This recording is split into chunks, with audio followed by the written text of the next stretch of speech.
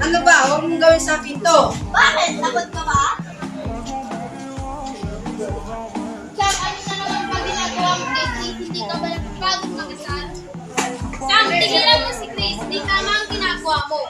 Nga, Sam, tigilan mo siya. Di na maganda ang ginagawa mo. At ano na naman ginagawa ng tatlo dito? Oh, Sam, ano naman ang ginagawa mo? Ito kasi si Christopher ang corny-corny ng mga bata. Chris, ayos ka lang. Oo, ayos na ako. Tara, uwi na tayo.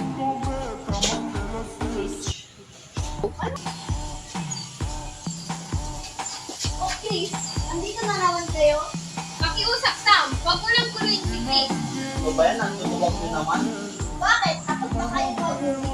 Hindi kami takot. Alam namin ang tunay na lakas. Ang tunay na lakas ay hindi pagiging malupit, kundi ang pagiging mabait at matapang. Tandaan mo yan, hindi puro bulang nasa utak mo. Bakit? Alam mo ba sinasabi mo? Manakit para may patunayan ng iyong lakas. Tunay na lakas ay pagsulong sa kapwa. Pasensya na kayo, hindi na po.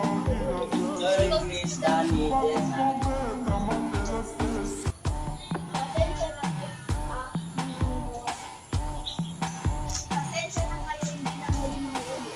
Kaya gusto ko ba humingi ng pasensya sa isang pasensya na.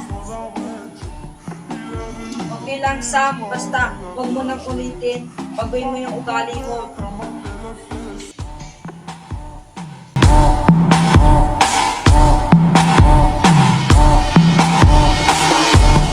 Inadimplus pela janteira, mas não vai de longe, me só da frente.